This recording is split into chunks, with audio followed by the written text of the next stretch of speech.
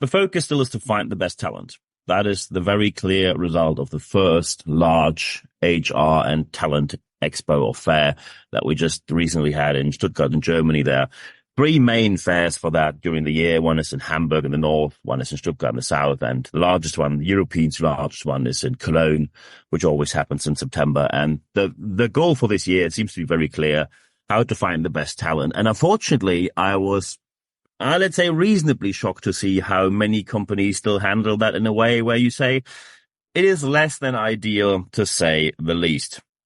I just give you a couple of ideas here, because often people say, well, is the job ad really the right thing? Isn't active sourcing the right way to do? And active sourcing, of course, is great when you do it great, or at least in an acceptable manner. However, often you have active sourcing in a way where people sit down for 15 minutes a week and wonder if they just can click through LinkedIn profiles and say, hey, are you looking for a job? We have one for you. And that's, of course, not the right thing to do. Let's look into data first. 71% found their last job via a job ad. More than 80% look into job ads frequently. Frequently means at least 30 minutes a month. That's 46%. And 42% look into job ads more than 30 minutes a month. And let's face it, they are not doing that because they are so happy in their job. You, of course, are looking for people who are obviously looking for a job while they are in a different job, because let's face it, when you today have people who are jobless for a reasonable amount of time, there might be a reason for that, and the reason might be that you don't want to have them either. The latency of being able to switch jobs is the goal that you want to find, where people are willing to talk to you, although they are already employed somewhere else. But let's just go through the job ad. And most job ads are, unfortunately, still awful. And the opening paragraph is the first problem. When you open a job ad, what do you think you want to read? And of course, many people will now say, well, something about the job. Maybe what's the job about? Yes, and that would be great. However, most people and most companies write something like, we are a world-leading organization in music, bebop, or whatever it is, whatever industry you work in. You're all market leader. You're all quality leader. You're all focusing on the people. It's just PR talk. It's marketing talk. It's not what people are looking for. And let's look into science here, look into studies, the largest customer journey study published every single year, clearly tells companies how to do it properly, because people are not looking for your ego in the job ad. And by the way, when you think people open the job ad, and it's not how users behave. People go on a certain platform and then they search for something. They open 10 to 15, sometimes 20 job ads in the different tabs in the internet browser. And then very quickly, they scan through them and they bring it down from 20, 15 or 10 to about 3 to 5 job ads that they really look into. And that often is done by the first paragraph. So when you, for example, say, we're looking for sales personalities who are willing to have a high connection to the phone and are willing to travel across the country, most likely based in, let's say, London, UK, you will find people who do exactly fulfill these criteria. When you say we're a world-leading company, quality leader in XYZ, people don't know anything about the job. When people are interested in what you offer, then they will inform themselves anyway who you are, and usually background check in the German market with Kununu, in the international market with Glassdoor.com, and look how well you're doing there. So get to the point. Stop just pushing your ego. Clarity wins. In the first paragraph, you have 1, 2, 3 phrases to tell people what this job is about. And afterwards, then we get to the main structure. And of course, now I know many people will say, yeah, I know the main structure. It's basically what kind of job you have to do, the qualifications we expect, and then some benefits we offer. Bad news, that's not how you do it. First, and that is the most important thing, you change the order of how you present the job. The first thing you always say is, what is it that you offer? And this, please use bullet points, by the way. We can very clearly say bullet points get read, anything else does not. But what you should do is you first write down what you offer. Second is the qualification, which acts as a filter. I'm going to get to that in a minute. And the last one is what the job actually is. And when you now say, well, Niels, we have a bit of an issue. We don't know what to put into the we offer paragraph. Well, I can give you some examples. So, for example, when you write down, you have, for example, a fruit basket every week that is renewed, and you have free coffee or free water. You have nice colleagues and flat hierarchies. Bit of news here, nothing of that is a benefit. Nothing of that is a benefit.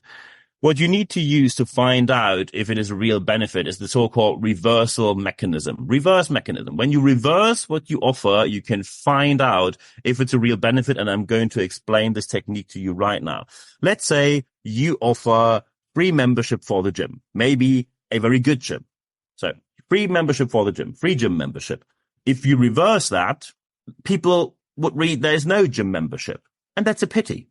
When you get to the point, oh, it's a pity, then it means it's a real benefit because it's a pity not to have it. As soon as you say it's a pity, then people know it's a benefit. Always reverse what you want to write down in the we offer paragraph. And as soon as you reverse it and say it's a pity, put it in there because it's a real benefit.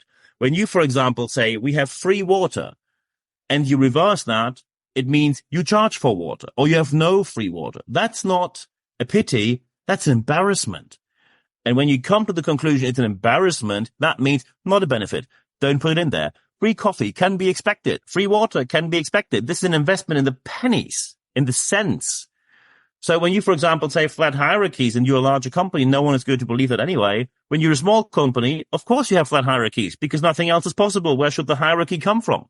When you say fruit basket, people most likely will conclude, and there even has been an article about that on Haufe, which is the largest HR talent platform in Europe, and they published that applicants said, as soon as I see fruit basket, I just assume they're not paying very well, because when you are so proud of fruit, how bad is the payment? When I'm well paid, I can buy my fruit by myself. It's nice to have, but not a real benefit. So there you see with a reversal mechanism, when you reverse what you offer, you come to the conclusion it's a pity, put it in the list of benefits. When you come to the conclusion that's an embarrassment, don't put it in there. One job at which I presented, and during this large fair expo we had last week, I did 6 speeches. I delivered 6 speeches in 2 days. One company, it's a large logistics company, stock exchange listed in Germany, and they said, we offer a job that makes it possible to combine work and private life, classic work-life balance. Wow, that's generous. I can have a private life besides my job. How generous from you. And by the way, if you reverse that, you would say, you have no private life with us, which is not only an embarrassment, that's straightforward illegal. Be sure that you check first, what do you offer? And by the way, when you come to the conclusion, and I heard that phrase way too often, yeah, it's a challenging industry, not easy with us. We don't pay very well because, people are just putting down the price and purchasing is really hard. We don't pay very well. It's not a great job, very monotonous. Well, if you have a bad job to offer, don't be surprised that not many people show up. You have to change it then. You are not entitled to people working for you when whatever you offer is very bad. So first, the we offer paragraph. The second one is the qualification paragraph, which acts as a filter. Very clearly write down what you need and never go for the or equivalent. Maybe you know that you need to have that or that or that, either experience or qualification or equivalent qualifications. If you allow to have equivalent qualifications, fine. That's absolutely fine. However, many companies do not even accept that. I give you a real world example. One company told me, and they said, yeah, we have people applying and they're not a good fit for the job. How can I make that stop? So I read their job and it says, you need a degree in engineering or equivalent qualification. So I asked, which equivalent qualifications do you expect or do you accept? And they said, oh, no, we have public tenders and public bids, so we can't hire anyone without the degree. So why do you write it down? Why do you put it in there? And with one company was pretty sad. They said, because we have a senior executive who always looks at the KPI, at the numbers, and says, oh, how many applicants did actually apply? Which is, by the way, a zero relevant KPI.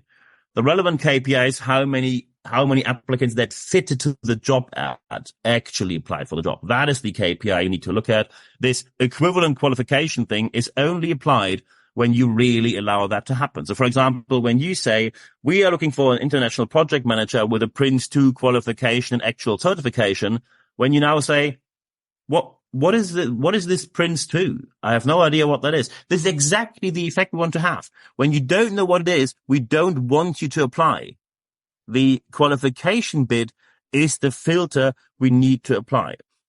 The third paragraph then is what the job is about. Please write down everything that's positive, but also please be fair and be honest about what might be the negative things. So for example, when you say, we do A, B, C, D, E, F, G very well, but 3 months per year, it's main season. So we need someone who is reasonably stress resilient. Please write that down, because otherwise you're going to hire people who think it's paradise on earth. And the first time when they hit main season, they are simply saying, thank you, no, thank you, and move on. You will be frustrated and you will then blame the applicant. No, it was you who was dishonest. You don't have to be overly negative, but just be honest and straightforward with what the job is about. After these 3 paragraphs, we offer qualifications, the task, the job. Then you say, okay, apply here. Usually there are 2 options, either via email. I highly recommend to put up an email which is only for the application time and which you take offline roughly a week after the end of application phase, because otherwise you will get spammed into oblivion. And by the way, don't blame anyone. Your company has a sales team. Anyone doing staffing has a sales team as well. It's reasonable to do that. When you get a lead, go for it. That's sales. Your company has it. Any company has it. Don't be annoyed. You actually offered them the path to your desk. And when you don't have the straightforward email and you say, hey, well, we have some sort of website where you apply, keep it short. The record of what we saw during the study was 7 pages and 10 items to answer each. And very talented people do not fill this out. They simply say, I am not doing this. And my favorite excuse is when people say, well, we need to ask all these questions. We have a recruiting software and all these aspects need to be filled into the software. Hint, no one. Absolutely no one cares about your software. Might be new to you, so free advice here. Very important is keep it short, 3 to 5 items, contact data, and then start talking to them. The quicker the better. By the way, quick answers are expected, usually within 24 hours. If people apply on a Friday, it's okay to answer on a Monday, but it has to be done quickly, very quickly today. And what I also highly recommend you to do is use an agency for a very simple reason. When you do everything by yourself, let's say you're writing the job ad by yourself. Are you a professional copywriting expert? Because if not, you're most likely not doing it very well. Let's say your company does X, Y, Z, and someone else does, oh, I do many things and I do X, Y, Z as well. You will probably answer and say, well, nice that you do it as well, but we are specializing in this. We don't do anything else than this. So we are definitely better than you, no offense.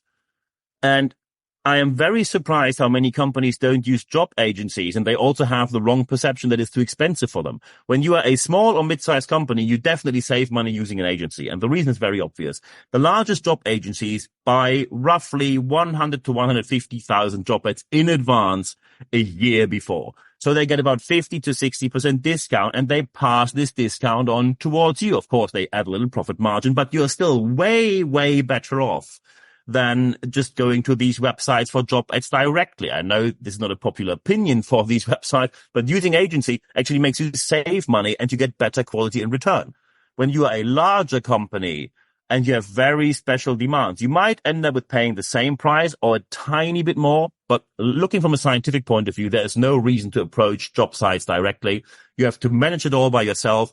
When you have a proper company that offers you job ads, you also often have a so-called client cockpit or a dashboard or something similar where you can log into and you see where the job ads were displayed and how often they were displayed, what the reactions were, the communication, all the KPIs, the data, the numbers you need. That is simply available. But by the way, if you need someone, we work together with one scientifically, which performs very well. I'm not doing any advertising on my podcast. It's a general rule, which I set to myself. If you want to know that agency, just drop me an email. I'm going to mention my email in a couple of minutes here. Very important is when you don't use an agency, you harm your organization financially, and you also harm your organization when it comes to results. And of course, job websites are okay with that. When you write the whole thing by yourself, you write the whole script, the whole copywriting is done by someone who is not a copywriter. You don't know how to embed pictures, so you try your best to make it happen, and you do some stock photo that you purchased somewhere or even got for free somewhere. And by the way, free stock photos really are not the best choice today. And after that, you then decide to put all the paragraphs in by yourself, put the contact data in by yourself, and then you upload that and pay the list price for that job website. They're actually having fireworks when you do that because they know what you just upload is not very good. Meaning you have to buy the whole product 3 or 4 times to get the applicants in that you need. With an agency, you also save money because you only have to put your job ad out once. When you are in a very high demand sector, maybe twice. But they have a lot of ideas what to do. You don't do what I often see in companies. Upload, didn't work. Okay, upload again. It didn't work. Okay, upload again maybe. And you pay the list price. Use an agency if you need one, which I also work with in my company, but also work together with Scientifically to get all these results. Let me know and I will just send you a direct recommendation. And very important now, when you now sit at your job ad and you think, well, this needs to be redone, please do that. Please don't go to anyone and say, oh, we have this job ad and we love it so much. Could you please just work through this? Often a redesign is the quicker, cheaper, and more efficient as well as more effective way. And then you will get the applicants that your organization truly deserves.